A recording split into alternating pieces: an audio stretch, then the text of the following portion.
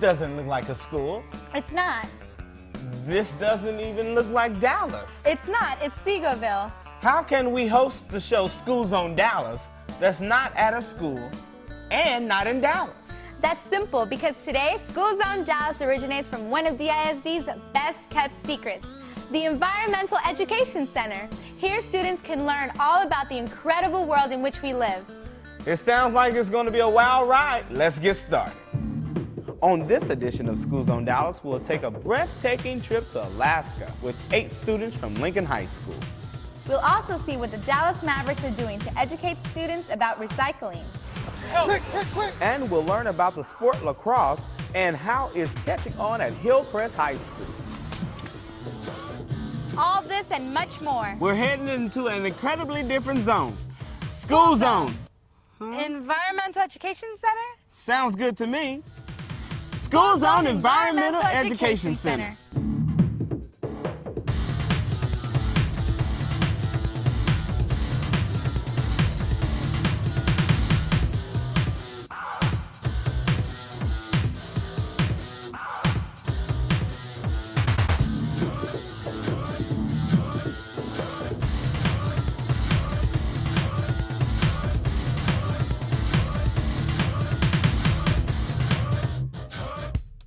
Hi, I'm Royce, a senior at Lincoln Communications Magnet. And I'm Ismenia, a senior at Booker T. Washington High School for the Performing and Visual Arts. And welcome to a special edition of School Zone Dallas. Today we're at the Environmental Education Center here in Seagoville to celebrate Earth Day.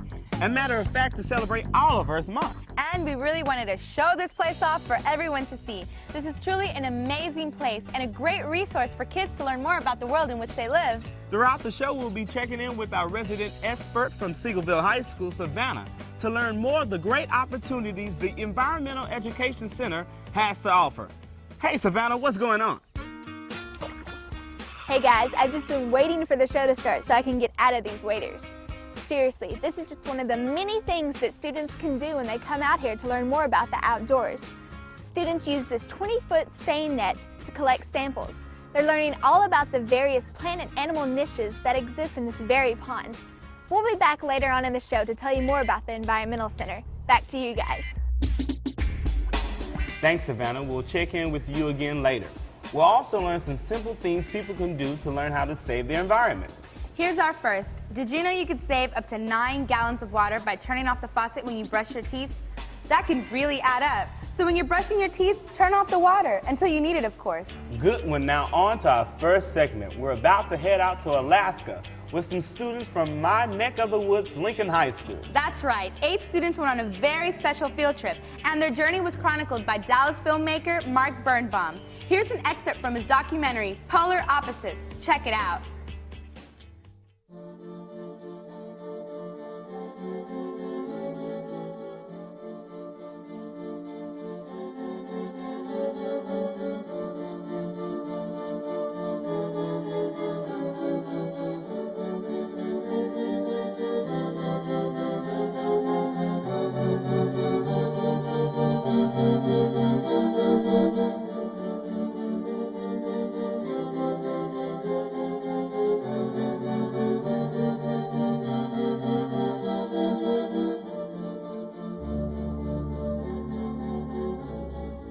It was Shirley's idea.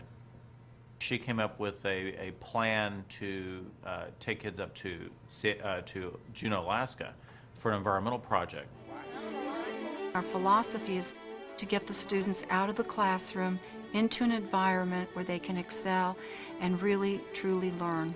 Ms. Pick and I really want you guys at the airport, you want to start arriving at 5:50 in the morning, okay? How many do not have wool socks yet? Joshua? This is a big deal, and there's a lot of people that are interested in you and this group going to Alaska. Yeah, go ahead. Try them on. Let me go. Lord. Okay, I'm a very small person, so. I don't know.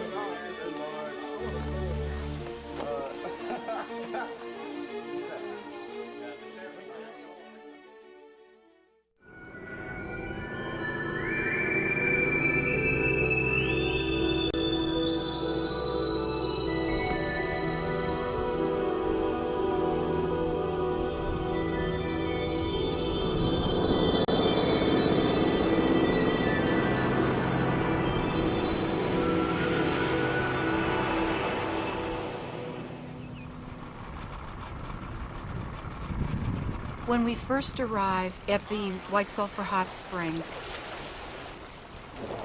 we had to maneuver over logs, rocks, and various obstacles to get on top of the hill.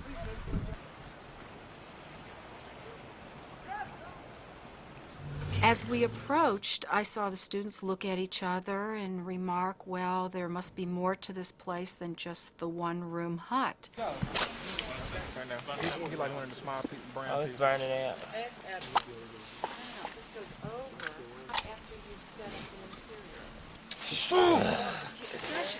Instructions, directions, nothing.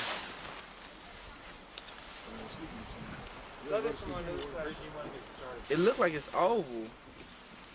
We could have set everything up for him, but my plan was to just throw everything out there and just back off. It's a big change. You don't have the things that you're used to, plumbing, water that just runs, TV. We have a certain amount of food supply, and everyone is sharing, caring, and giving. Yeah.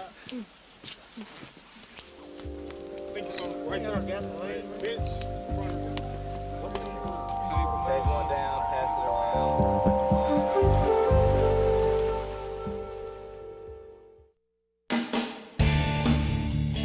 around. Incredible. Join us next month when we return to Alaska and see how everything went. But for now, I have another fun fact about the environment. Over 240 million tires are thrown away annually in the U.S.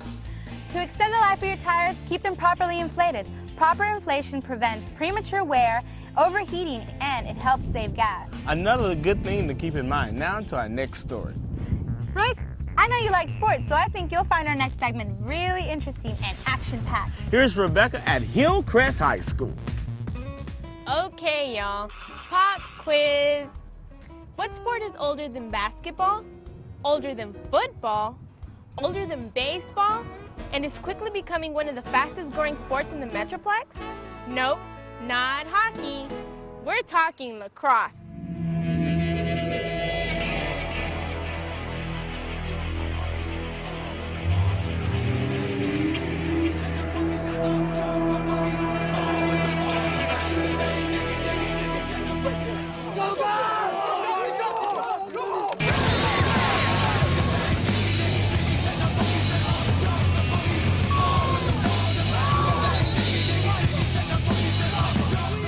The field is 110 yards long by 60 yards wide, and the teams are comprised of 10 men to a team, a goalie, 3 defensemen, 3 midfielders, and 3 attackmen. And this is true unless you've drawn a penalty, and you can be 1, 2, or more men down, similar to a power play in hockey.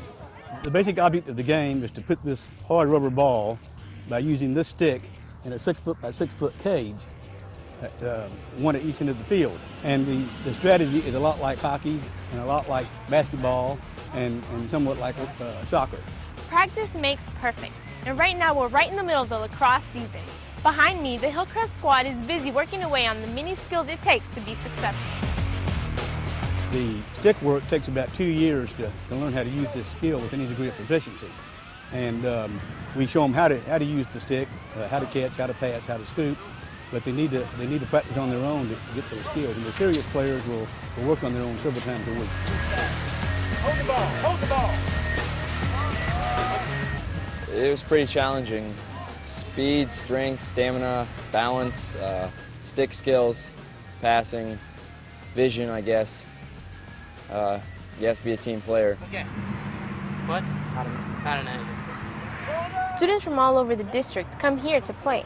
In fact, some kids transfer in from private schools just so they can play lacrosse right here at Hillcrest.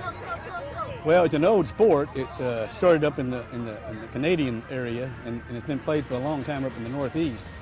And it started gaining in popularity about 10 years ago down here. And I would say in the last 2 to 3 years, it's really mushroomed. Yeah, I think I used to have to explain it to a lot of people, but I think high school kids nowadays understand a lot more what lacrosse is, and I think it's growing a lot in Dallas, so more and more people are getting to know what it is. the skill level of the Texas lacrosse players are really getting closer and closer toward those in the Northeast.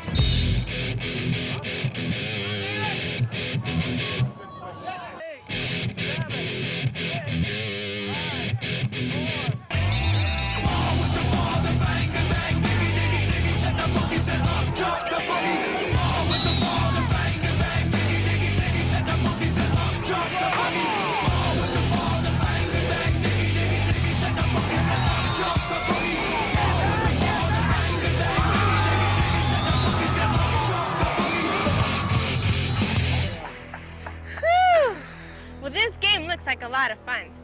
Well, that's it from Hillcrest High School. For School Zone Dallas, I'm Rebecca. Hey, that looks like fun.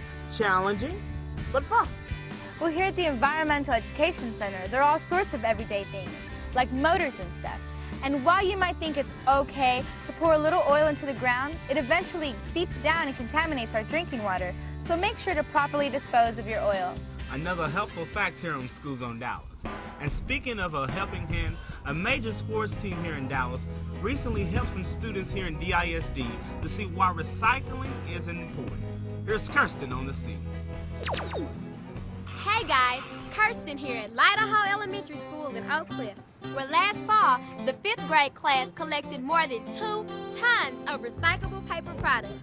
This huge accomplishment was rewarded with a visit by Dallas Mavericks All-Star, Steve Nash.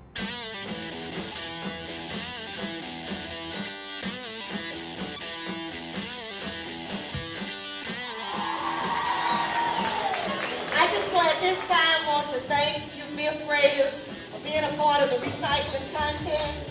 And at this time, I'm going to give the mic over to the person that's responsible for the recycling, sponsoring this recycling contest, Mr. Steve Nash.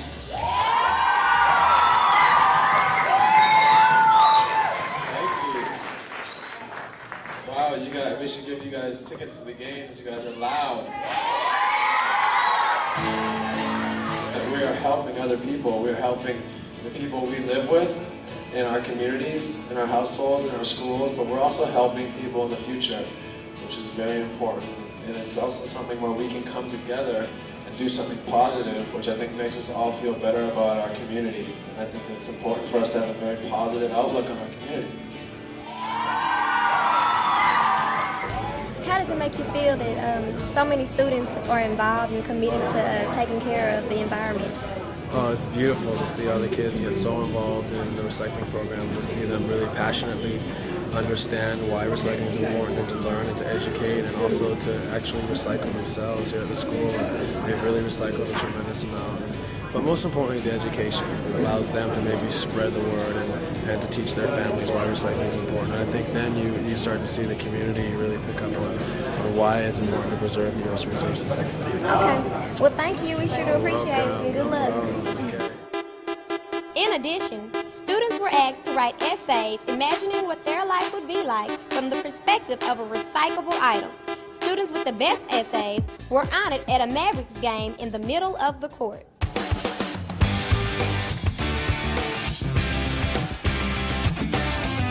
When I won Best Essay, it was cool. We went to a Mavericks game and got to go on court on halftime. Ladies and gentlemen,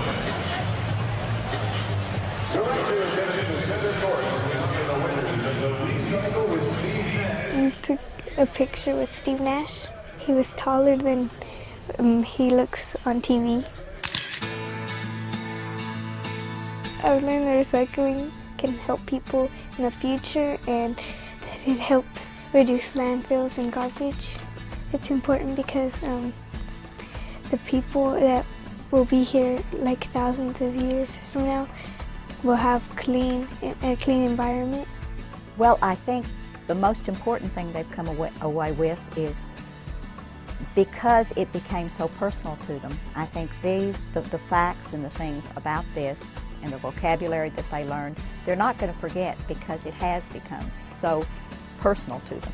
They do realize how sometimes we think that we can't make a difference, but just one little group of students did make a big difference and did get the whole Idaho community involved in it.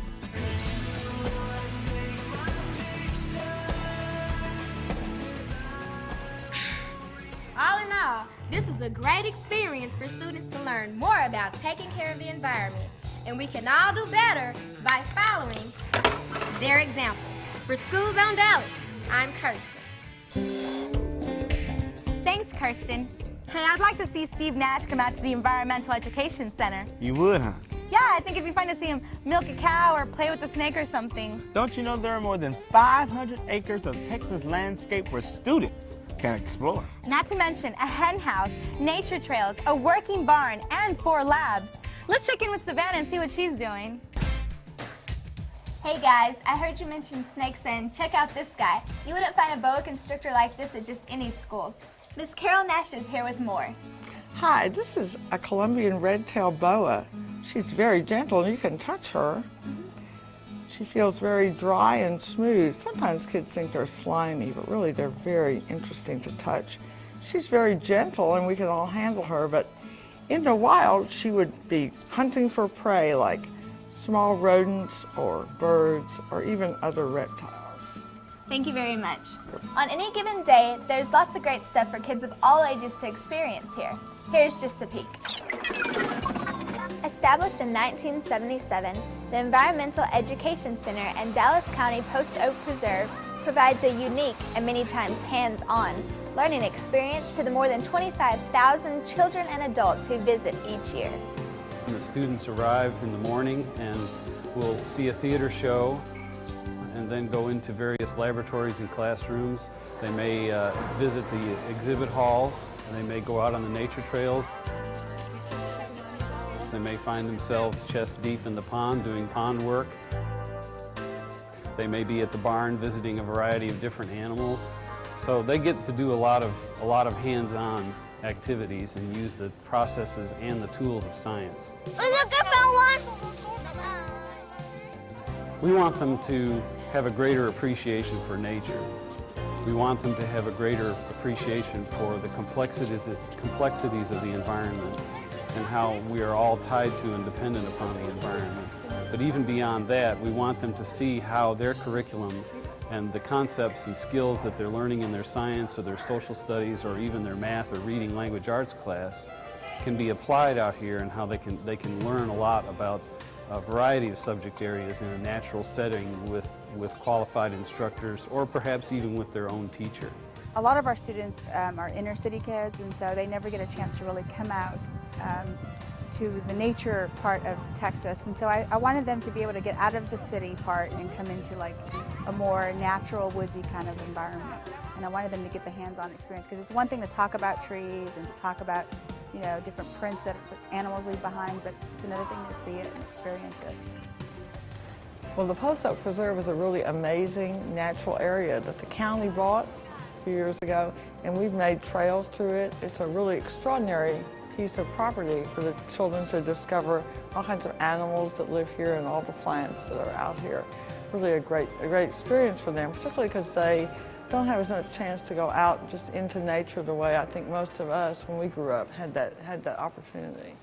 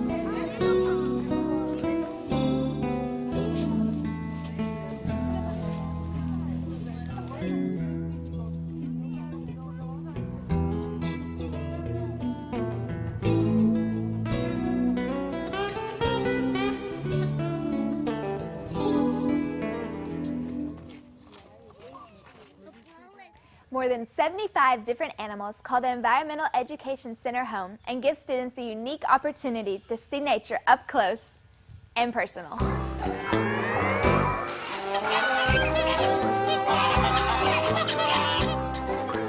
At Barn, we have 20 large farm animals that you would find on most any farm in Texas.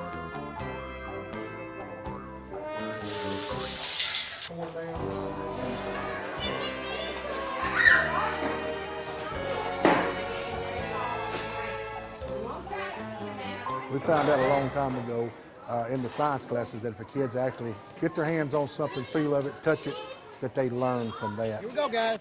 Let's go. Today I was an instructor in a program that we call our pond ecology program.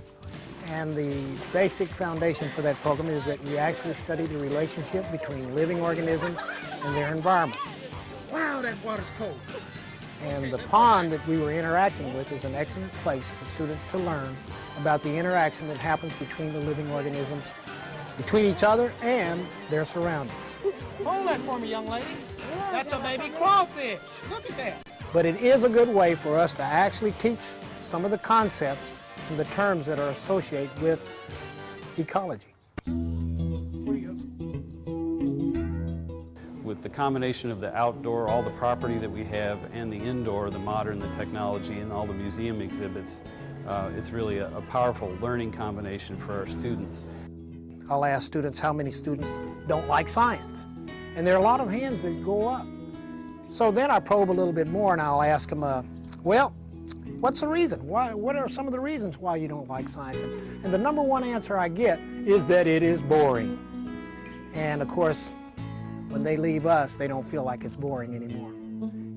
There's a saying that goes, we will save only what we understand. And so unless we can understand and appreciate nature, we have no interest in saving it. What a great opportunity to increase awareness and appreciation for our environment. That's all from the Environmental Education Center. For School Zone Dallas, I'm Savannah. Who would ever thought all of this for DISD students? Now tell them why we're here in the parking lot. Well, we're checking out this hybrid car called the Prius. It runs half on gas and half on electricity and gets up to 50 miles to the gallon while contributing 90% less pollution than regular cars. As an increase of number of cars on the road, we each have a responsibility to reduce air pollution. The bottom line is, by protecting the earth, you're being a good citizen. And citizenship is what we're talking about in our next story. You said it. Now, as part of our ongoing series on DISD's 6 principles of public service, our next story shows how good citizenship and ethical behavior play an important role for everyone in DISD.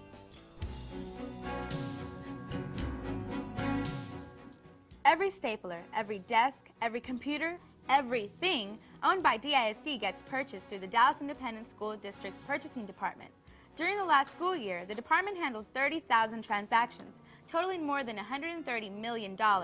That's a lot of money changing hands. Now meet Jerome Pilgrim and Rose Cohet, senior buyers in the Purchasing Department. My particular category includes construction services, facilities maintenance services, vehicle purchases, and because I'm a senior buyer, the more complex the purchase, the more likely it will come to me. Currently for the district, I'm purchasing technology, i.e. hardware, software, printers, licensing, those big type things, servers as well. And the amount of taxpayer dollars they work with is staggering. On a daily basis, my requisition report may average purchases from $2 million to $10 million. It depends on what we're buying on that particular day. It gets pretty stunning at times. And it's not only the schools, it's our administrative locations. It's the entire district. It's district-wide computers, which is amazing to me. That requires both of them to be model citizens by not showing any kind of favoritism to any particular vendors or companies. We don't individually select who gets an award. The system does, the process does, and as long as we're doing that correctly and in compliance with the laws, we have nothing to fear. I always try to be professional in every sense of the word with the vendors who are trying to get business and trying to get their foot in the door with the district. But my ultimate goal is to always consider the district first, because that is first and foremost a priority for me in my job and in my capacity here in purchasing. And whether it's opening bids or talking to a vendor on the phone, citizenship isn't just saluting the flag or saying the Pledge of Allegiance. It's the only way they can operate. We're not here for personal gain. We're here for the benefit of the district. And if every buyer keeps that thought in their mind, because anything else will be illegal. But if you want to go home with a safe and a clear conscience that you've done the right thing for yourself, for your family, and for the district, then you will not violate the ethical policy of public purchasing. I think citizenship is extremely important for someone's role here in the district, simply because you help bring credibility to the place that you're working at. And it shows sincerity, and it shows determination and perseverance in everything that you do. Wonderful. Hey, did you see the Grammy Awards last month? Sure did. It was just like a DISD reunion up there. I know. Congratulations to DISD grads Erykah Badu, Norah Jones, and Roy Hargrove for taking home so many Grammy Awards. In fact, Norah Jones, who just graduated from Booker T. Washington High School for the Performing and Visual Arts 6 years ago, took home Best Album for her debut CD. We can only expect more in the future. Matt Lawrence, who was on School Zone Dallas earlier this year, was a part of the Grammy High School Jazz Ensemble. And right now he's joining us. Hey Matt, how was New York? It was a blast. Getting to see New York City for the first time, it's incredible. Just driving up to the Skyline on the bus was really cool. It amazed me, all the great music and musicians that are there, and all the venues we had to play in. I had some friends that I'd known already that had made the band too, so we had a blast hanging and playing. It was awesome. So what was it like rubbing elbows with some of the greatest musicians in the world? Man, that's a good question, because we actually saw some of the greatest jazz musicians that have ever lived, like Herbie Hancock, and Pat Metheny was there. So it was definitely very cool. And also, you know, a lot of famous people who I probably didn't even know who they were. They were pop stars and everything. And I got to meet Roy Haynes, who was one of my favorite jazz drummers ever. And he played with everybody from Bird to Chick Corea to everybody. It was cool. Hey Matt, if you had to wrap up the entire experience up in 3 simple words, what would you say? I'd have to say something like great music. All right, well, thanks for joining us, and best of luck in the future. Well, Royce, that just about wraps it up for this month's show. Special thanks to Mr. Paul Sugg, Director of the Environmental Education Center, for letting us come out here and have such a wonderful time. Hey, if you would like to suggest a story idea for School Zone Dallas, just drop us a line at schoolzone@dallasisd.org. Or for more information, check us out at www.dallasisd.org/schoolzone. Please join us next month at Pleasant Grove Elementary. But until then, happy Earth Day and keep it right here in the zone.